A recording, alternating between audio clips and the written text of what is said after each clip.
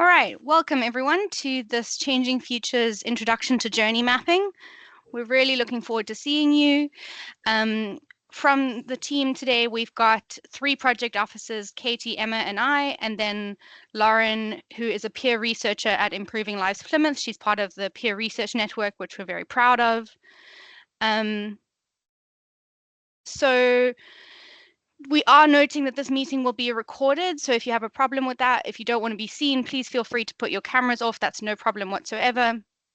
And if you want to introduce yourselves in the chat, please feel free to go ahead. Next slide, Emma. So just please be aware that we may be discussing, because we're talking about people's journeys in accessing support in our city, we may be discussing some challenging or uncomfortable topics. It's totally okay if you need to take a break or step away from the screen, or we will hang around afterwards if you'd like to have a chat with the facilitators. That's also totally be fine. Next slide. This is just a bit of a breakdown in terms of how our agenda will go. Hopefully this will be useful for the webinar as well if people want to find particular sections that they're interested in. We'll be going over the background of journey mapping. We'll be going over how and why Changing Futures has used it. Katie will take us through the process, the technical process of journey mapping. How do you do it? What programs to use? How many post-its to make sure you're bringing along? And then Lauren we will hear from her about her experience of journey mapping. Emma will take us through the costing process, and then we'll make sure that there's plenty of time for questions and answers.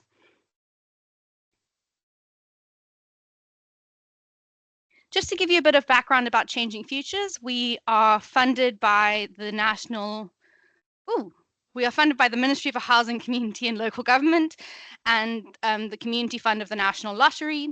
Our priority is being a system change program that ensures that people with experience of multiple disadvantage get the support and opportunities that they need and that matter most to them at the time and place that matters.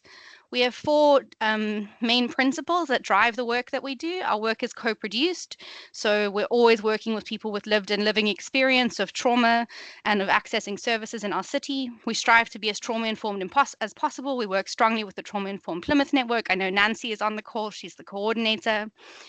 We work closely with the Plymouth Alliance, but we also have an Alliance ethos that goes beyond just those set organizations. And that's all about making sure that Plymouth works better as an alliance across the board.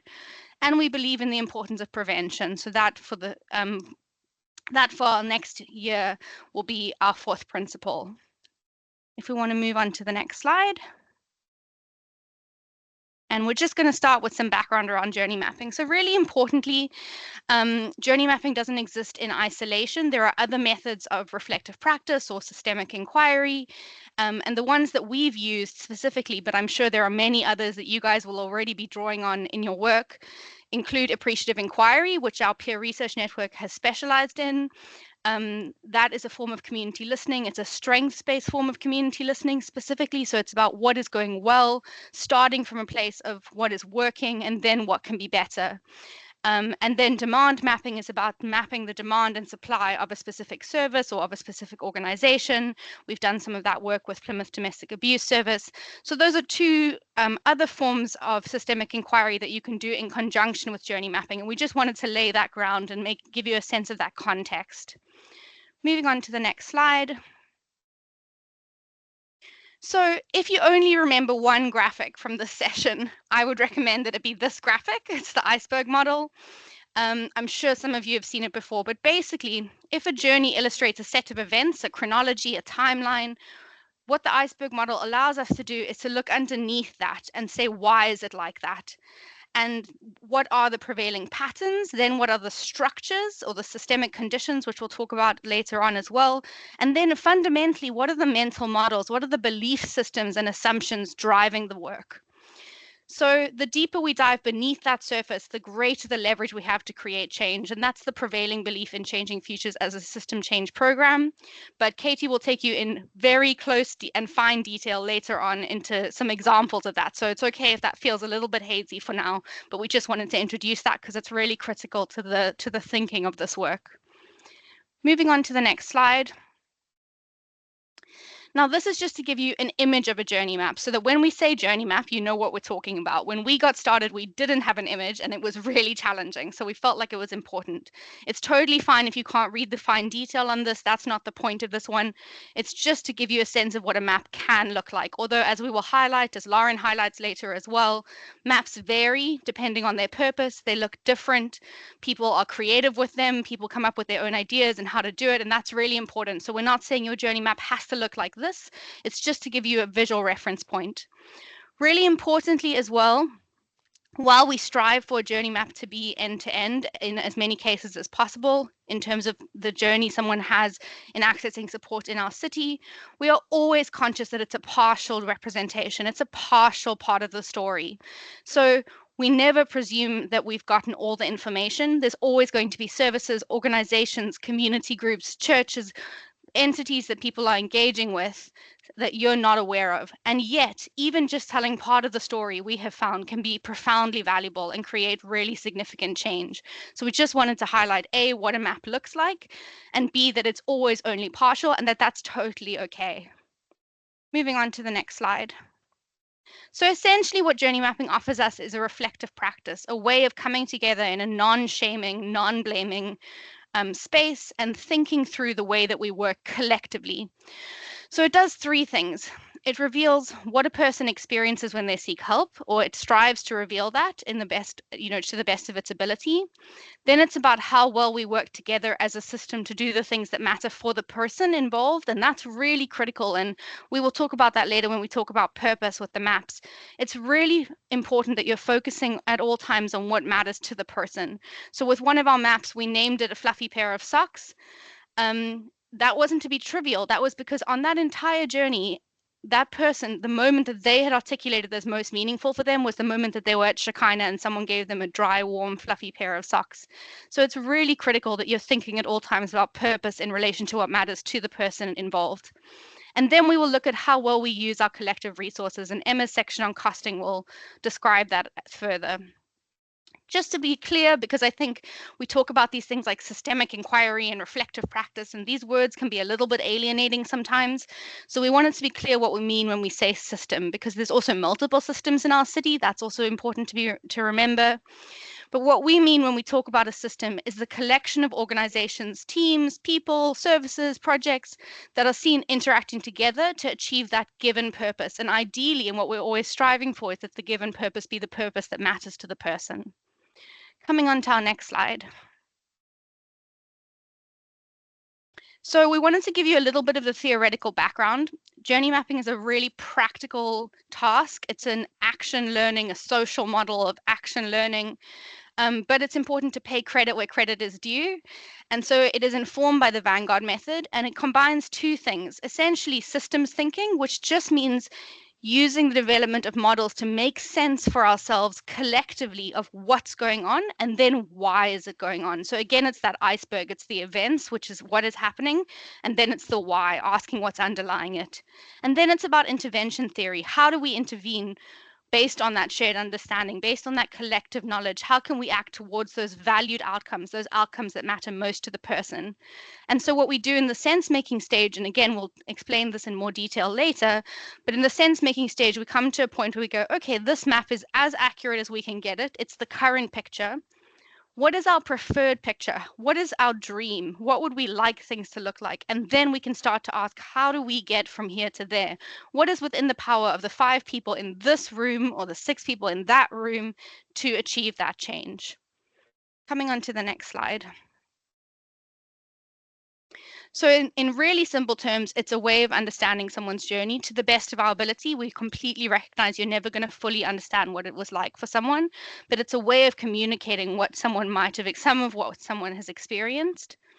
It can be a way of demonstrating the effectiveness of an intervention. So we had one map called Sometimes the System Works. And it was a fantastic example of when the right intervention came early on, when people were willing to spend to save, actually, despite a difficult situation, the person involved, the family involved, ended up in a really good situation at the end of that journey. There was a really positive outcome.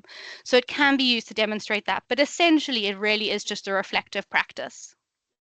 Coming on to the next slide. So we're going to talk a little bit about the ways that we have used journey mapping, because we recognize that there are multiple ways to do so. So if you look at the next slide, you'll see some examples. So we developed the method as part of our work with the Homelessness System Development Group. We developed 40 maps across that time. So we learned a lot while we were doing that. We were still figuring it out as we went, but it was really critical learning. Then we have used it. Lauren specifically, who's on the call and who's going to be talking about her experience of journey mapping, has used it in the group that seeks to improve support for domestic abuse victims or survivors from the global majority. She'll take you through some of that map later on. One of our peer researchers has used it to map someone's experience of the prison leaver system.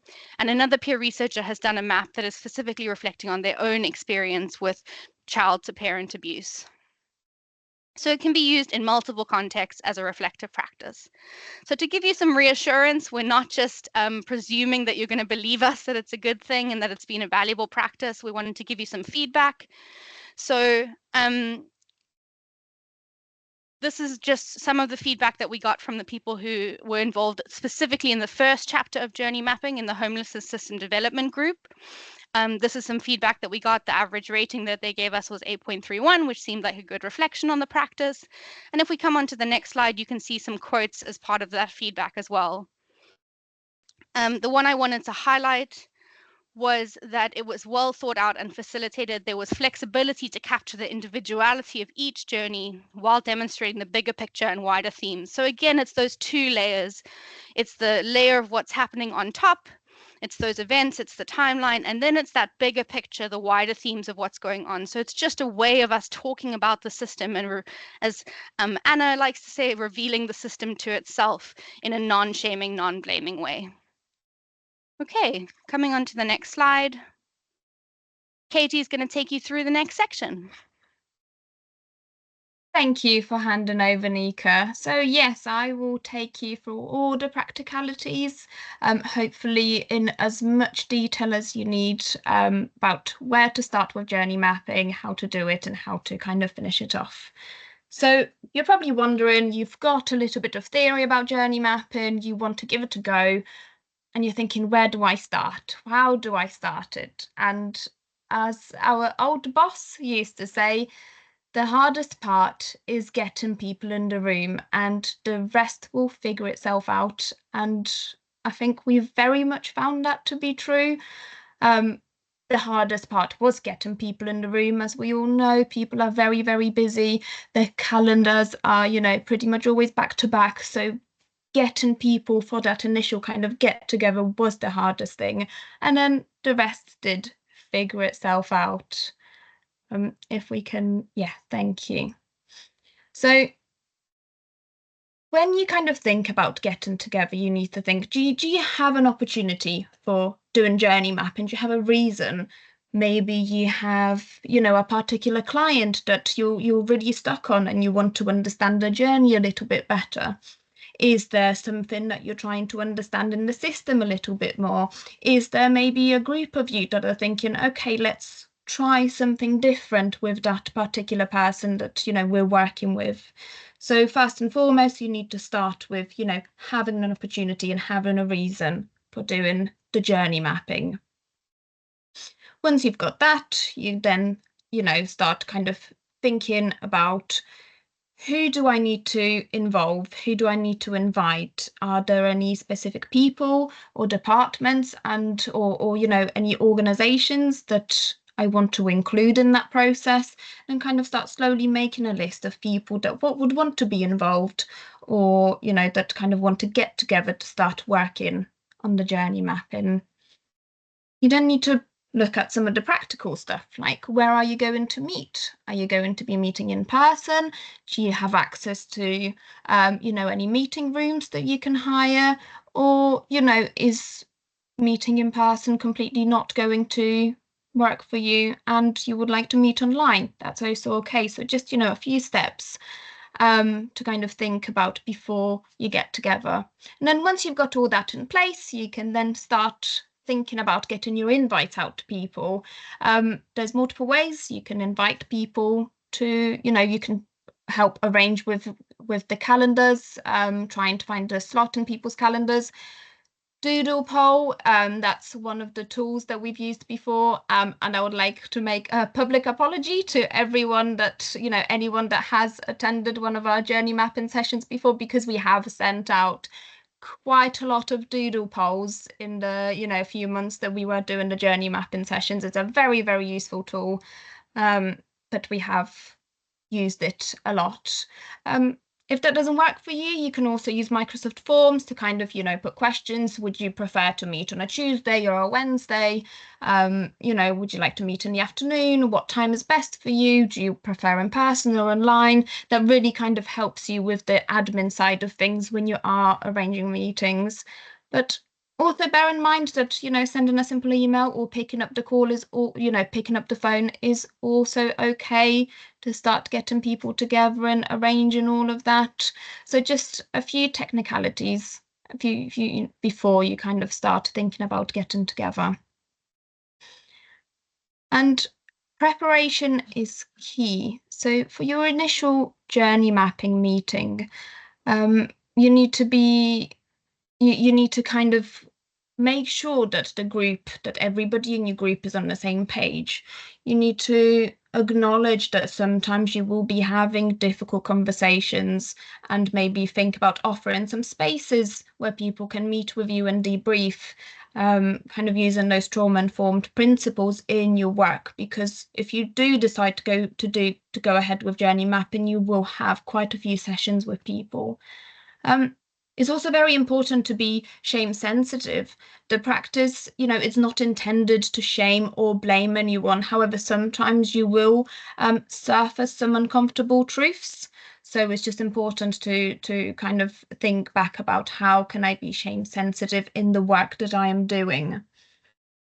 It's also very helpful to come up with some group rules together that you can, revisit at the start of each session. It's very helpful when you co-produce them. And again, they can be based on the trauma-informed practice guidelines or the shame competence training, which I'll reference a little bit later on. And kind of all of that together will help you ensure that you are creating a psychologically informed environment for journey mapping and for your sessions together. We go to the next slide, please. And these are just some of the principles of trauma-informed practice. I'm sure many of you are very familiar with this way of working, but just to kind of give you a bit of a refresher, trauma-informed principles are, about being safe, person-centered, kind, empowering, and collaborative. And this is taken from the Trauma-Informed Plymouth network. If you are not sure about any of the principles, and if you would like some additional resources, or if you would like to inquire about some training, please feel free to reach out to any one of us and we can definitely point you in the right direction if this is something you feel like you need to build on. And being shame sensitive. So this is some information that we've taken from the Shame Lab. I think about being shame sensitive. You will be able to reference this a little bit later on, or if you want to start your journey mapping sessions, you can refer back to the slide just to make sure that you are looking, that you're embedding that shame sensitive practice in your work. But as we all know, shame significantly influences decision making and behavior, especially in professions like ours, where, power imbalances and vulnerability are very, very common. We know that shame can lead to withdrawal, avoidance, and inaccurate disclosures and disengagement among service users, and it can also contribute to burnout, stress, and trauma among professionals. It's important to understand that shame is crucial for comprehending post-trauma states and facilitating empathetic, effective, and sensitive care, which is increasingly adopted in various services. And just bear in mind that developing shame competence involves learning skills and practices to address and engage shame constructively, aiming to enhance engagement, well-being, dignity, and inclusion by understanding shame, coping behaviors, and shame dynamics. So if you want to learn more about it, I have put in a link to the Shame Lab website where you can find all this information, but it's just something to kind of bear in mind when you are having your journey mapping sessions. We can move on to the next slide. Thank you. So you've got your group, you've got your purpose, you've got a reason to do it, you've got a group, you've set up your rules. Have you thought about who is going to bring a case to the journey mapping? Whose journey are you going to map? So it's just another step to kind of think about before you get to the actual journey mapping. What we found is that this exercise works really, really well if information on the person is kind of pulled from different organizations and systems. It's not an essential step. However, we found that it does bring quite a lot of richness into the maps. And just a little top tip, do get to know your group and make a mailing list because it will save you quite a lot of time in the future. Next slide, please. Thank you. So some of the tools that we have used, again, this isn't the full list. There's plenty of other tools that you can use. These are just our favorites that we have used. So you might want to kind of check them out before you commit to one of them. Because you will be working with it quite a lot to create your journey map. My personal favorite is Canva. It's very user-friendly. It's got quite a lot of graphics and it's really, really easy to follow. Unfortunately, it's no longer available on PCC systems. So that's a bit of a downer, but we move on. So if you can use that one, I'd highly recommend it.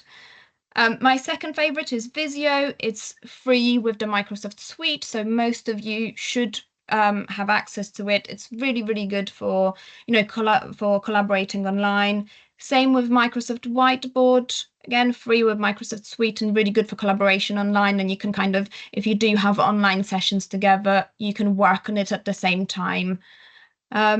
And again, the good old pen and paper, we recommend bringing A3 if you meet in person, pens, Post-its, highlighters, all of that is really, really helpful. But just something that I wanted to make you aware of, that whilst these sessions, you can do them online, you can do them in person, we would highly recommend for at least the first session to be in person with people, because we found that it really kind of helps people get together and it just brings a better vibe. We found that meeting in person is genuinely kind of the way to go. And just remember that whatever happens, whatever tool you use, don't try and make the map perfect when you first go. A rough draft will do, and you can always dedicate some time later to kind of finesse the map. So don't be, too harsh on yourself. Whatever you create when you first go is absolutely fine, as long as you're working and collaborating with your group. Next slide, please. Thank you. And if you do decide to have in-person mapping sessions, bring coffee, tea, snacks, and Post-its, or the pens and paper that you can get, because it will really help you go a long way. Like, we must have used 1,000,001 Post-its when we were running our sessions. So just a little bit of a tip. We can go to the next slide, please. So you've got your group, you've set up your group rules. Now you're thinking, right, okay, we'll think we're ready to kind of maybe start with the mapping. Before you do that, you need to collectively agree on the purpose. What are you here to do? And here are just some prompts for you to think about. How do you think that person would describe their purpose in seeking help or support? What do you think mattered to them? And just remember that this purpose, whatever you kind of create as a group, you will be referring back to that purpose throughout the duration of your journey mapping sessions. So this is our purpose that we created collectively as a group or group of professionals. It was something along the lines of guide me, help me, or be with me on my journey to find a safer place to live. And I think at the time, I didn't understand why we were spending so long to come up with a collective purpose. But as we moved on to doing our actual journey mapping exercises and sessions, it all made sense. So make sure you kind of get that right and do not move on until you're 100% certain that this is your purpose and this is what you're here to do. And if you have an idea of what the purpose might be in your journey mapping sessions, you can feel free to pop it or share it in the chat. We'd be really interested to hear that. And if we move on to the next slide, please. Okay, so you've got your purpose. This is a very kind of simple guidance of how to do journey mapping. There is a more detailed guidance available on request, and I'll kind of show you that in just a moment. But this is just a very simple kind of step-by-step process of what you will need to include on your map. And as we've kind of mentioned earlier, purpose, you start with the person right at the very beginning of your journey map. And you start with a purpose. It's very, very important. And everything you do, every event that you map will be kind of measured against that purpose. If we then look at number 2, which is demand, what you're trying to do is understand what it is that the person actually wants, what matters to them. Do they, for example, want to get into treatment? Do they want to apply for a certain benefits? Do they need permanent accommodation? It's kind of using a really person-centered approach. And then you try to understand the demand and differentiate between what is value work and non-value work. And this step is really, really important. To be completely transparent, when I initially started doing journey mapping, it took me quite a while to understand the kind of value and non-value work element, because the language at first glance might come across or look negative. So we wanted to make sure that we get that right when we explain that essentially what you're looking at with the value and non-value work is whether the work that is being done with the person is helping them achieve their initial purpose. So, for example, value work might be providing a fluffy pair of socks, as Nika said at the very beginning. And non-value work can be completing a referral form or an application for something that you know is going to be unsuccessful, but you do it anyway because that's what the policy or procedure is telling you to do. You then look at step 3, so you look at your measures, how effective are you at meeting the purpose? You can, for example, count the amount of referrals or assessments that the person has had, risk management meetings, any emails sent. There's an additional step a little bit later on that Emma will take you through, where you can cost your journey map as well. And then you kind of look at your events and you start charting them. So you start charting your events kind of in date order where you can to really illustrate how things work for people. You're doing essentially like a chronology of events. And once you've kind of got that, you will then start looking at the system conditions and assumptions. And I will take you through the system conditions and assumptions in more detail as well as we go on with this presentation. We can go to the next slide, Emma. Thank you. And this is the A3 the A3 detailed journey mapping guidance that is available. It has like an example journey map that really explains the value and non-value steps, and it explains every step in quite a lot of detail. So if you would like a copy of that, feel free to reach out and we will get that sent across to you.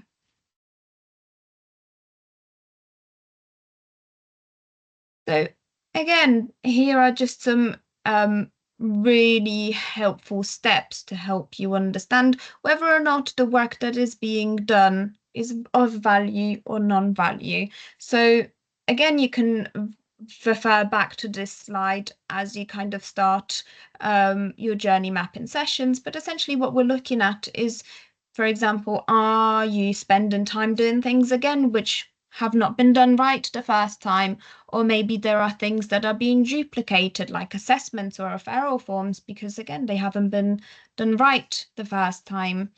And essentially, are things being done that do not create value for the person versus the purpose, and that can lead to unnecessary handovers, complicated or poorly defined activities. It can lead to delays, waiting lists, batching and sorting, and so on. So again, just something for you to reference. Next slide, please. Thank you.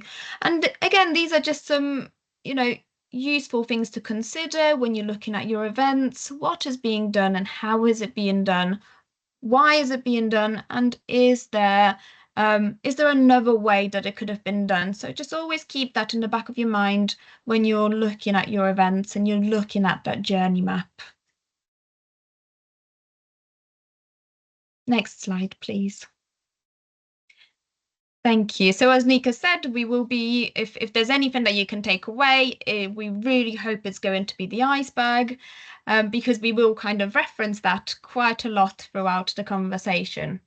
But okay, you have got your chronology, you've got your map, you've identified the value and non-value steps, you've got the person right at the very beginning, you can see kind of what's happened to them in, let's say, a period of a few months or a few years.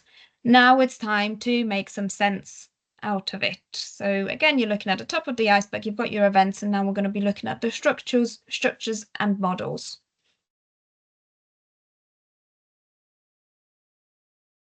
And what do we mean when we say sense making?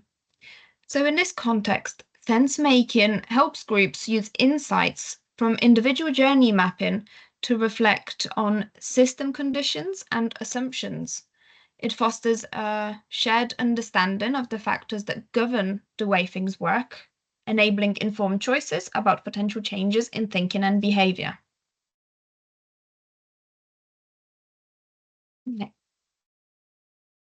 Again, another iceberg. We love that here, don't we? We do use the iceberg model to reveal the hidden elements within systems.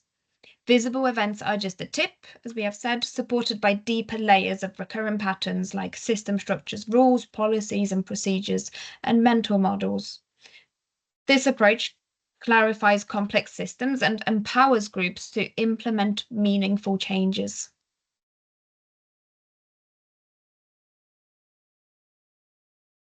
So when you have your sense-making sessions, some of the system conditions and assumptions will be spotted organically in the mapping sessions. Some of them will be really, really obvious. So just make sure you make a note of them. But do make sure that you have dedicated session for actual sense making. So a really good tip that we found, if let's say you've had like 2 or 3 sessions for doing the journey mapping and mapping of the events, you might have 2 or 3 sessions with your group to actually go really, really deep and try and make sense of it. And if you don't know where to start with those sense making sessions, we've just found it really helpful to just take the group through the map. Say it from a person's perspective, this person starts here, and kind of take them through the event. And we found that, again, it will help you spark some conversations about the system conditions and assumptions. So just a really handy tip for you.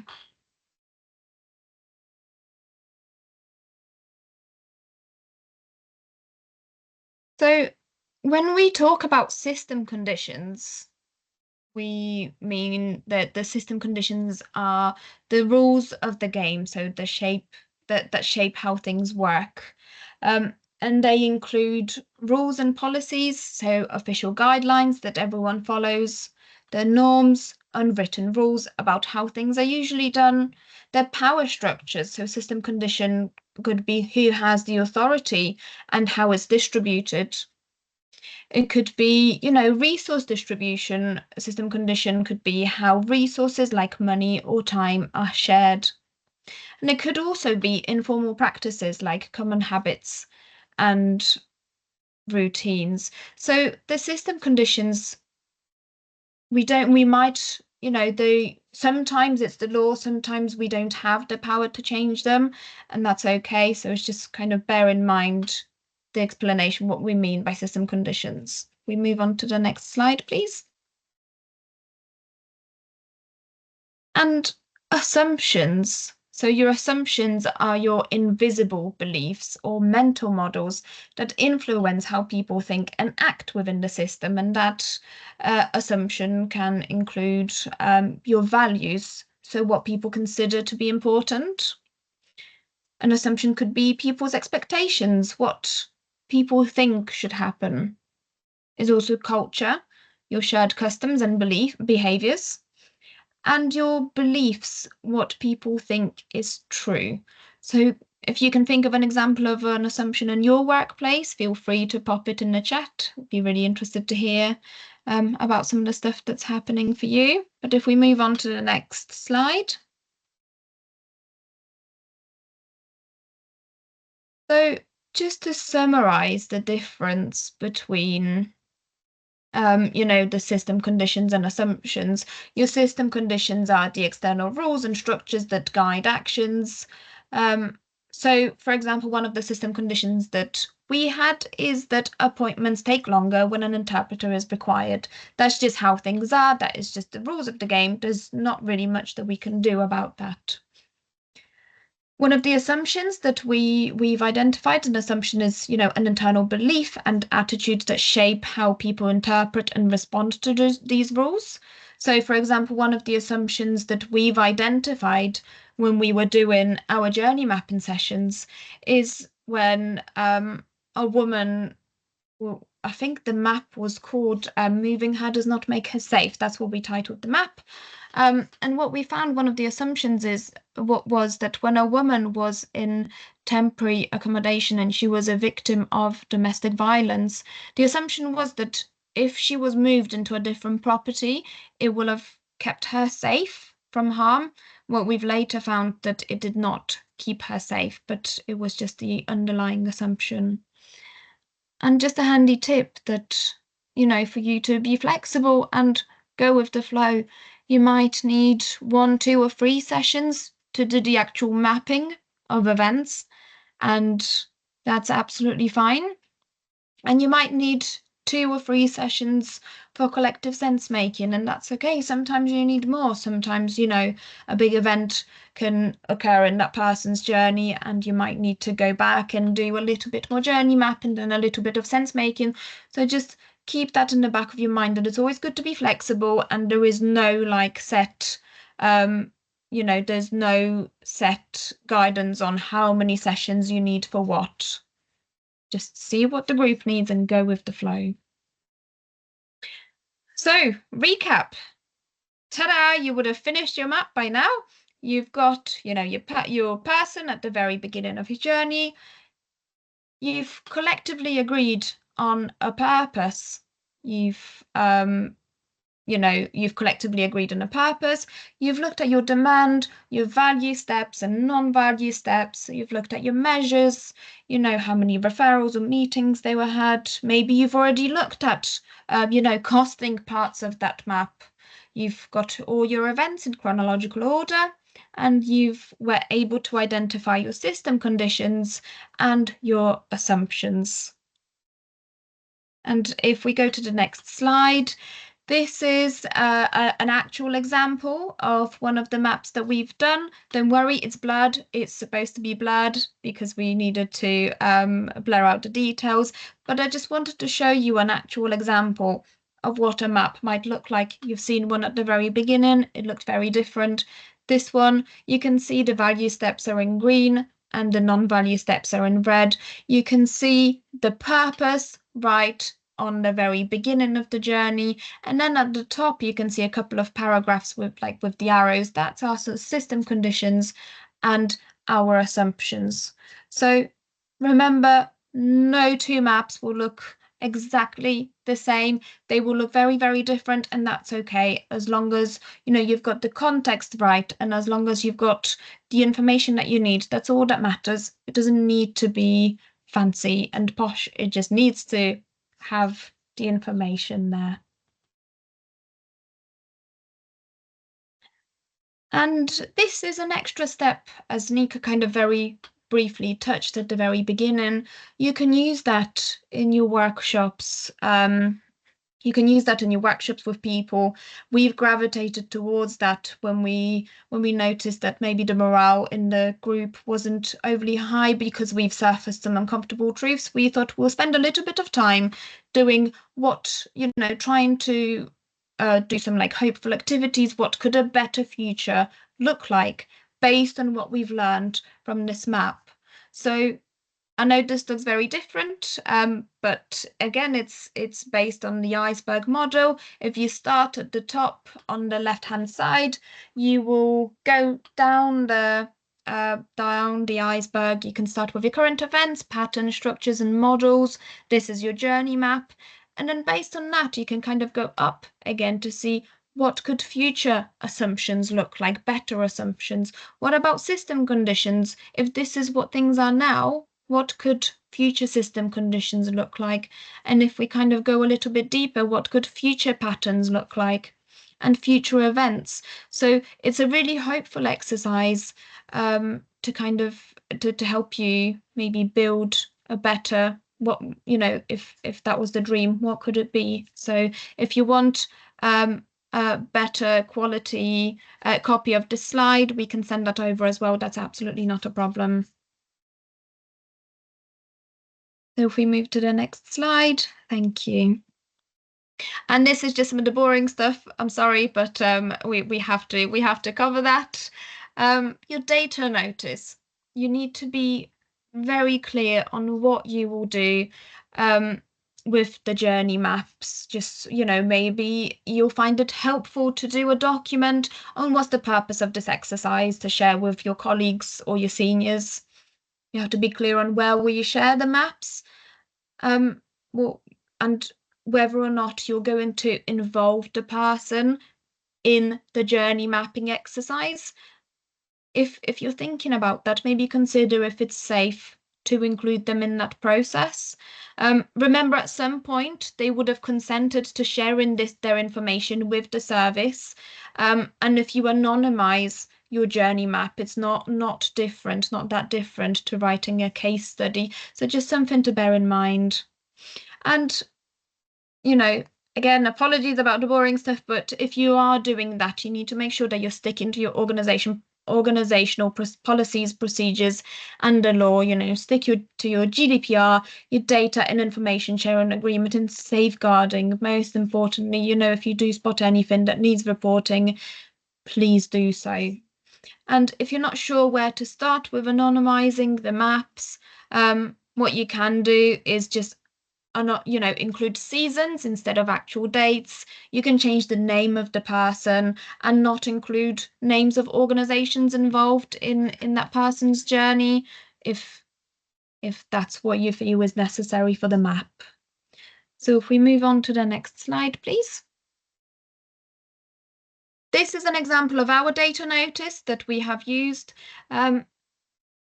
Again, if you would like us to share that with you, just to be very clear, it would be for inspirational purposes only. But if you don't know where to start, again, this might be a good starting point to kind of write your consent. So we move on to the next slide, please. And follow up. After you've had your, initial meeting and the mapping sessions and the sense-making sessions, please do remember to offer debriefing sessions and support to your colleagues and to the people that will be in the room.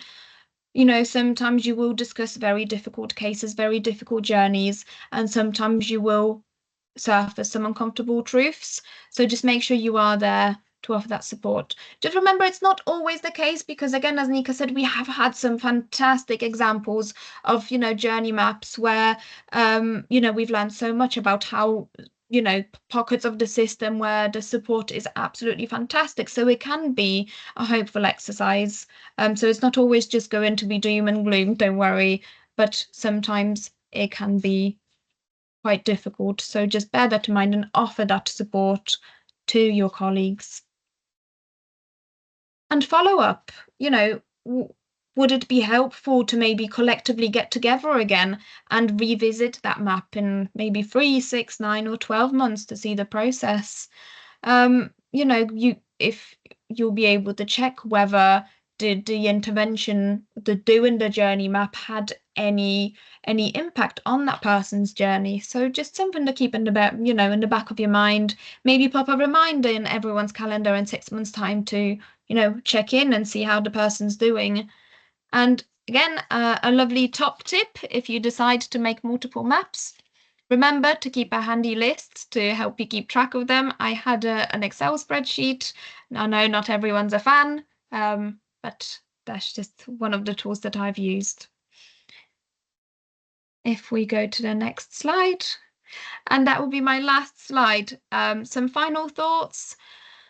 Remember, we all had to start somewhere. I remember when we first started the journey mapping sessions, we didn't know what a journey map could look like. I was very, very nervous. I'm not going to lie. And I remember going into one of my first mapping sessions, and we had a purpose, we agreed on everything, and I didn't know, like, my brain just froze, and my boss at the time just did the gesture for me to start writing, and I did. And yeah, and as he said right at the very beginning, the hardest part was getting people in the room, because when we were in the room, we started writing and we created probably one of our most influential maps. And if you're feeling a little bit anxious, that's okay. But if we can do it, so can you, and you will be a fantastic journey map and facilitator. And something that we've learned, that I don't think we were expecting, is that the actual act of bringing people together for the purpose of this exercise will be more helpful than producing the actual map itself. We found that people, made so many new connections and partnerships. So just being together to talk about how the system is working has been every bit, if not more helpful, than producing the map. So thank you. I will now hand over to Lauren. Thank you, Katie. If we can go to the next slide, please, Emma. So as Nika mentioned right back at the beginning of the presentation, this is a journey map that was created with a pre-established group of professionals whose focus is working on supporting global majority survivors of domestic abuse and sexual violence. And we had a meeting where the group brought several different cases, and they collectively decided on a case that they felt highlighted some of the systemic issues that they were all experiencing as they were doing their day-to-day work. Now, as Katie mentioned, all the maps will look very different depending on what you want to show with the map. And this map in particular actually started, I think, a conservative estimate would be 9 sides of A3 with post-it notes. Everyone was kind of writing as we were discussing the case of things that they noticed. And it was a really interactive process.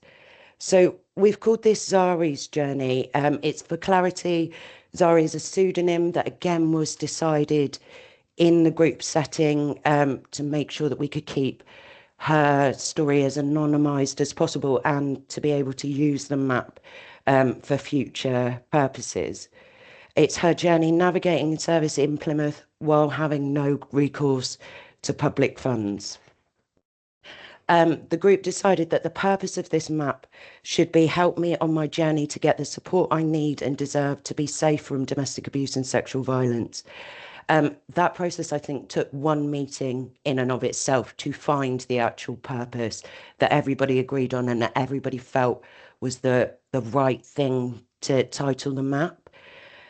And we then began the mapping process. And although quite a large number of the professionals were able to meet in person, it was really important to this map that we offered other ways to engage. So, for example, we had someone on a Teams call in the actual in-person meeting. We had emails going back and forth, providing information, and actually having separate Teams meetings with professionals who didn't have the time to attend the meetings that we'd scheduled. This approach allowed us to have a much richer picture of not only Zari's experience, but the conditions of all the different systems that she and the staff that were supporting her were navigating along this journey.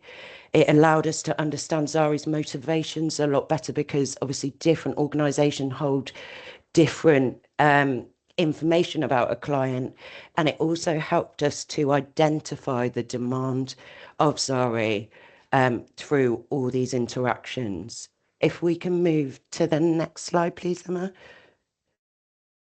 So this is a brief snapshot. So this is one day in Zari's journey. As Katie and Nika have mentioned, we worked really hard as a group to anonymise not only Zari, but the dates and locations. So the suggestion of one of the members of the group is, why don't we just do day 1, day 2, day 3? And that kind of takes that time frame out to keep it a little bit more anonymised. So personally, I colour coded the interactions in relation to the services involved, because this was quite a short period of intervention.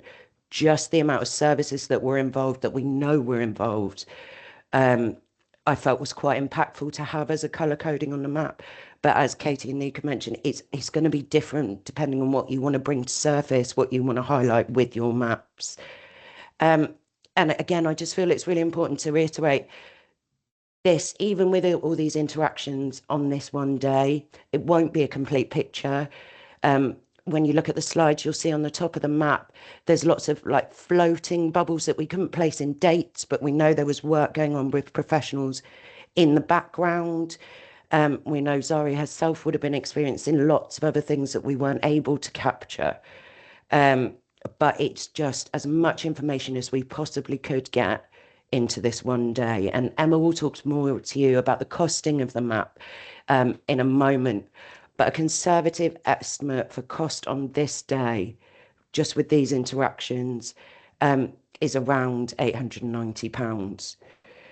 So it's quite impactful information when you put it together and break it up like that. So if we could move on to the next slide, please, Emma, because I think both Katie and Nika spoke to this before, but my experience of the journey mapping process was that it was so important to give the professionals time to reflect, whether that was together or in Teams calls or via emails, however they process information best and their diaries allowed, on solutions and how their systems could be moved forward or how they could work more collaboratively. It was so much more about calling people into the conversation to understand barriers and limitations and what could be done differently, rather than trying to say, well, if you just done this, this could have, because none of that is particularly helpful to the conversation. It progressed our collective understanding of system conditions, such as the extra labour involved in translation and the amount of nuance that can be lost through having a translator involved in such sensitive conversations. Obviously, professionals are trained as much in what people don't say or how they say things. And when you have a translator involved, their job is obviously to summarise and keep things quite brief. And these are all things that wouldn't be considered, I suppose, unless you were working in that field. We also learnt a lot about the legal aid landscape. And while the map and costing are a really useful resource and endpoint, the process of the mapping, the gathering the information, giving time for reflections, professionals coming together with a shared purpose was, I felt, much more valuable. If we could have the next slide, please, Emma. So we've said unexpected ripples, and they happened through the process. We talked about the realizations that people came to, the understanding. But a really brief example of this is two of the professionals in the room involved. They highlighted a simple solution that could be put in place for families housed in hotels. And other members of the group were able to go, oh, there's a small pot of funding that could be available to finance something like that. And within sort of 2 weeks, that had all been set up, and these organisations were now offering that really simple solution, which was highlighted in Zari's journey map but we were able to give the space to have that conversation and find and facilitate the solution. And it's not just a technical process, as I think I've spoken to, and the end result can look quite technical. It's so much more than that. And I think Katie highlighted this really well. The act of being in the room with people from different teams has so much value. And in my personal experience, the map that was created would not be as informative or as rich without those people in the room at the time, willing to share the information and the learning, but also all the work that they did before they even knew that journey mapping was a thing. And I love that we had a chance to celebrate some of the really amazing work that's going on in the city.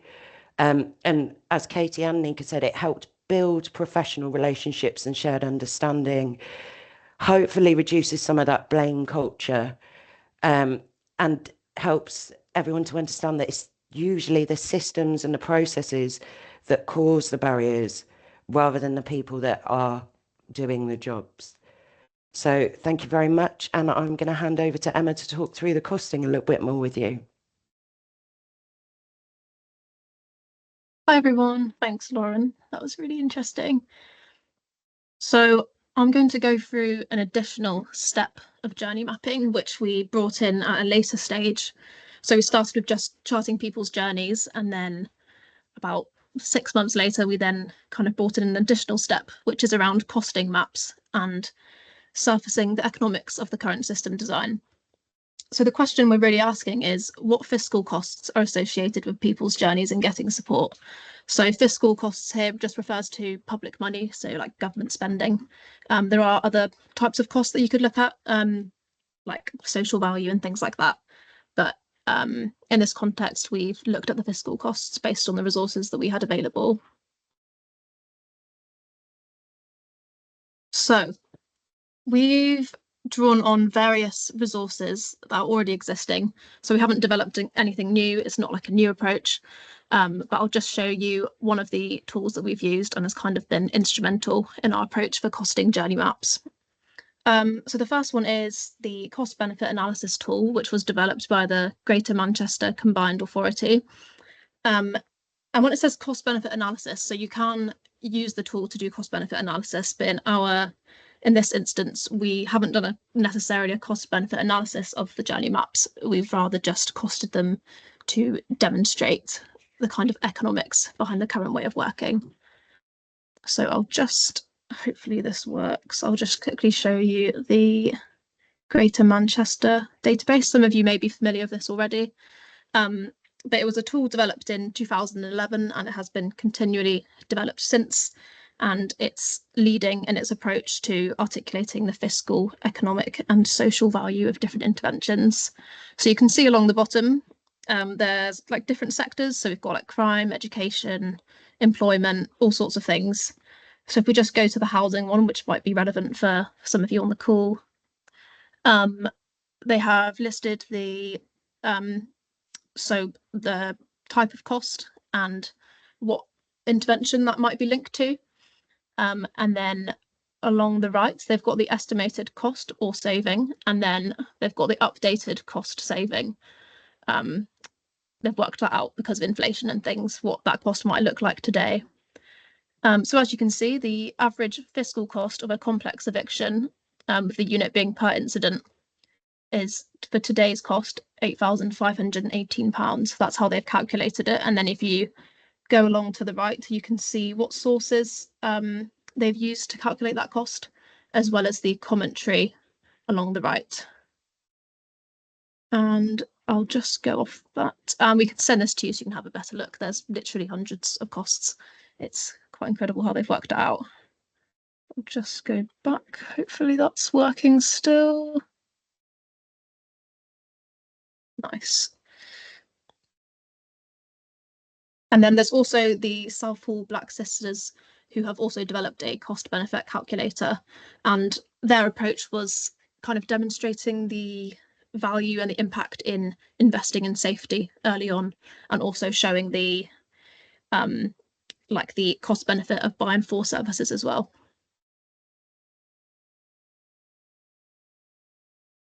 So going into an example, I thought we just look at the map that Lauren just shared, which was a snapshot of a woman's journey getting support in Plymouth, which was carried out and collaborated by the Improving Support for Survivors from the Global Majority Working Group. And what I like about this example is that Lauren's drawn on the cost-benefit analysis tools, different websites, and also her own personal lived experiences to identify costs that might be associated with certain interventions in that woman's journey. And just a caution, we are clear that our assessment of costs are estimated and they're likely to be partial and based on some assumptions. Yeah, we're not accountants or experts in like finance, but we're just simply surfacing a figure and just to give a deeper understanding of how well we use our resources in the current system. So I'll just again go out and show you.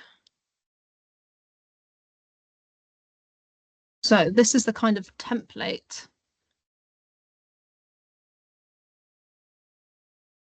This is the template that Lauren's used on Excel when mapping that woman's journey. So that was Zari. She's put the point of her journey along the left-hand side, also including the days, the situation, the measure that was used, the source of where that cost came from or that amount, the estimated cost, the units of the cost, so like per incident, per hour of a worker's time, and then also some commentary. And I won't go through all of this, but that's sort of template we've used, and we can share that with you if you'd also find that useful. And I'll go back to this. And so what we worked out for that woman's journey in Plymouth was that Zari's journey of trying to access the right support after 86 days amounted to an estimated total fiscal cost of £7,125. So I think the map not only shows the intersection of experiencing multiple disadvantage and also having no recourse to public funds, but also highlights the system cost of her experience. And especially after 86 days in the map, she does end up going back to her abusive relationship. So it's quite a powerful framing of the system for her experience. And this is like an absolute minimum estimate. We've kind of undervalued the costs that might be associated. So it is likely to be higher than this. And then from the map at the beginning, just another example of one that's been costed. It was estimated that the fiscal cost of the various interventions over the 6 years for this woman who was going through the domestic abuse system and other systems added up to £91,000. So again, quite a powerful illustration there.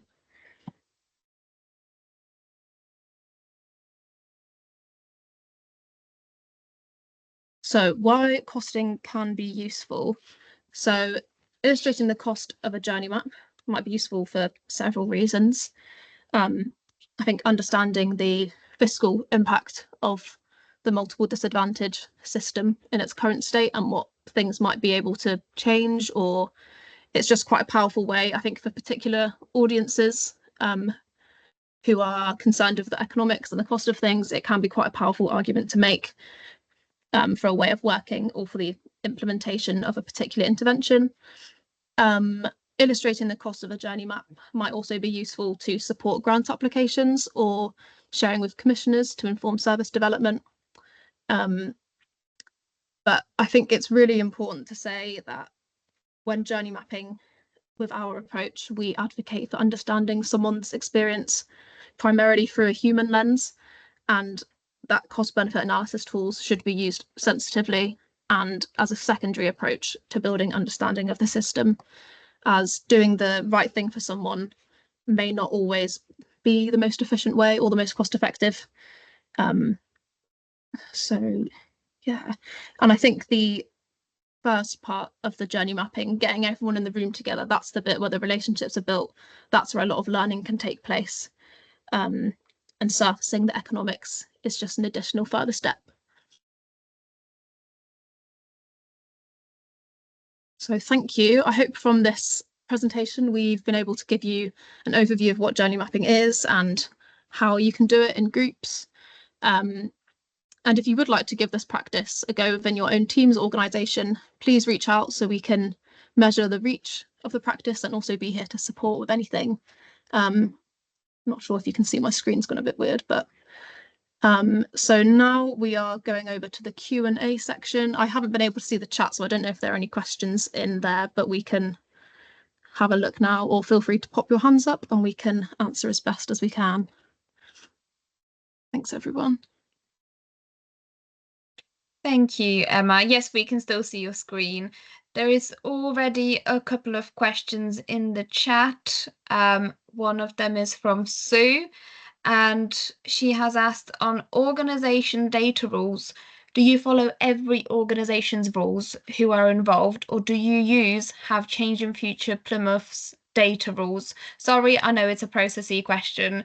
I'm happy to jump in, and guys, you can feel free to kind of, add anything that you think I've missed. So to answer your question, we use both. So we obviously need to have our own set of rules, policies. Why do we need the data? How are we going to store the data? Where are we going to store the data? What this information is going to be used for? So yes, obviously we do have our own set of rules and policies. However, our partner organizations that are joining in, they obviously still follow their own policies and procedures. If somebody was happy to come along and share one of their case studies, obviously they deemed it acceptable within the kind of rules and policies. So yes, we have both. Nika and Emma, I'm not sure if you wanted to add anything to that.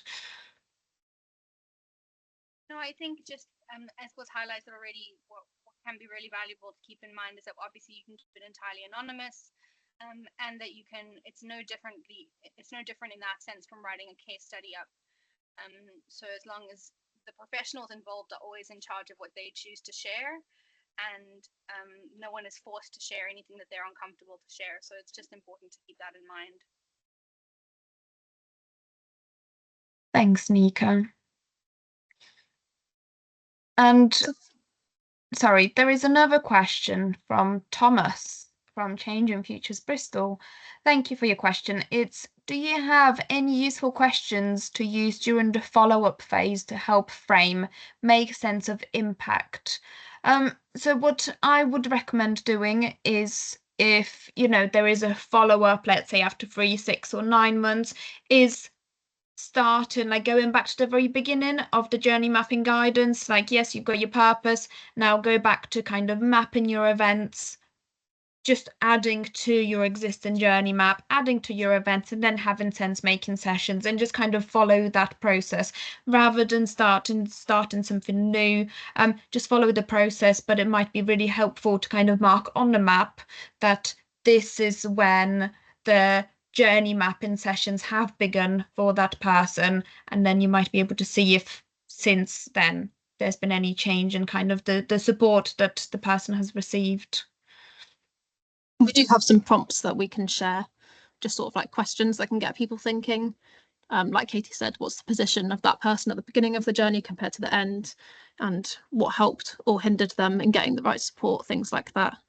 But again, you can what we can produce do, that. because there's quite a few requests in the chat for resources that we've mentioned we can share, is we can put together a bit of a pack and share it with everyone who's attended, so we can include the prompts that Emma has mentioned there, if that will be helpful, Thomas.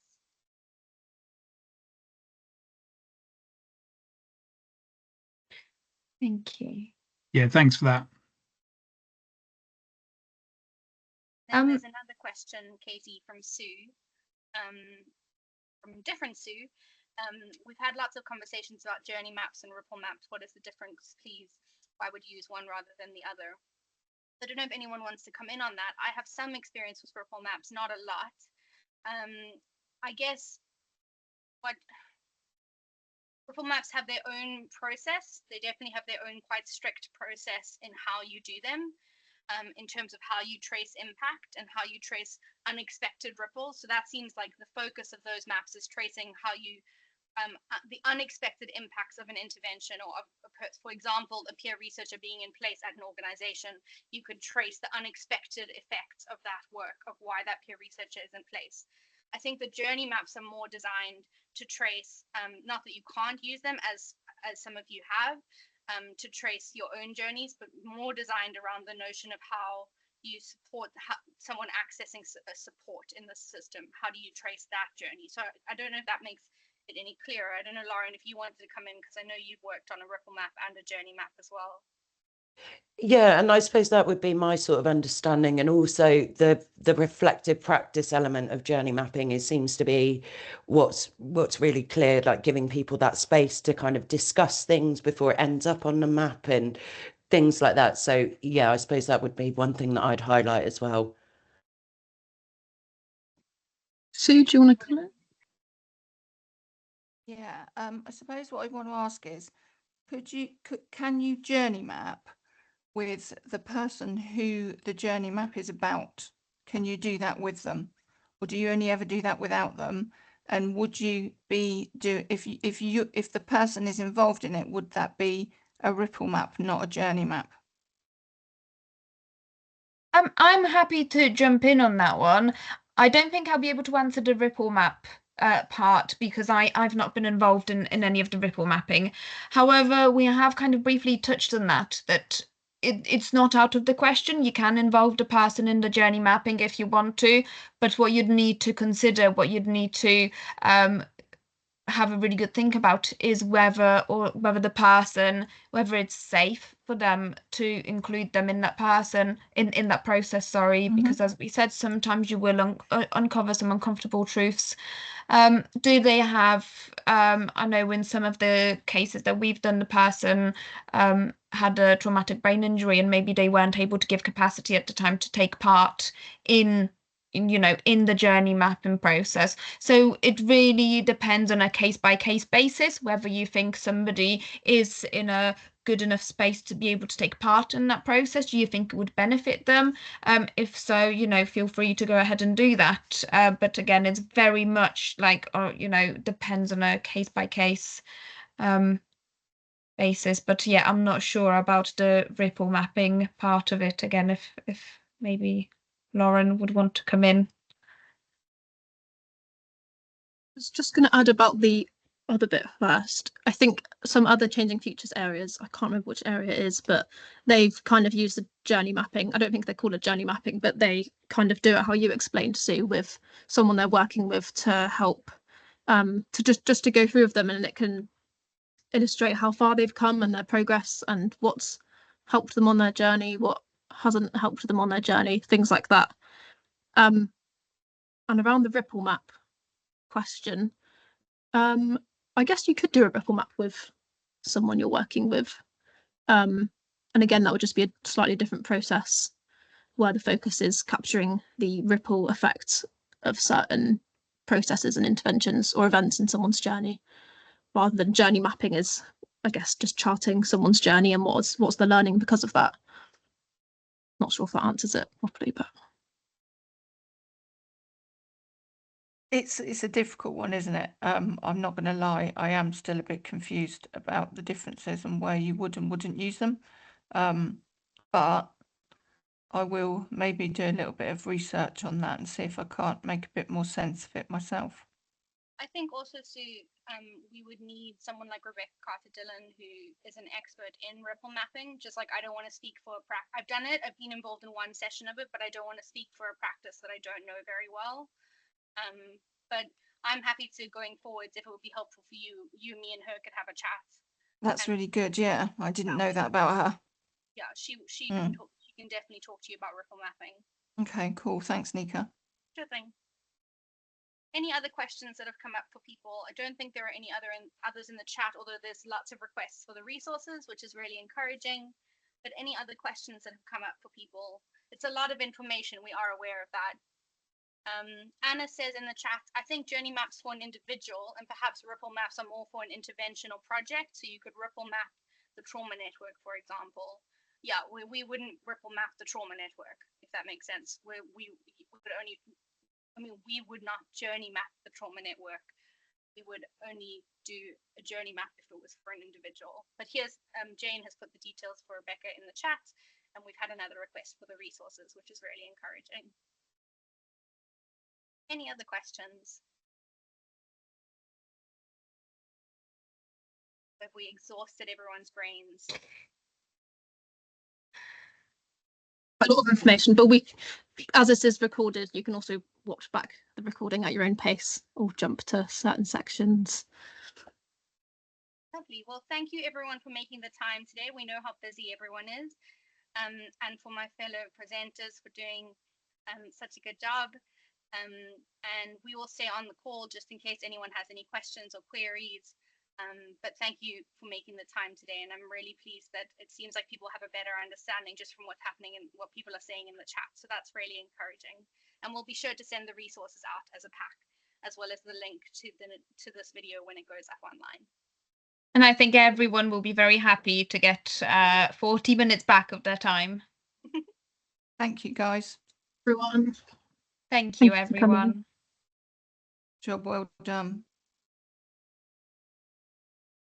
Do you want to stop recording, Emma? Yeah.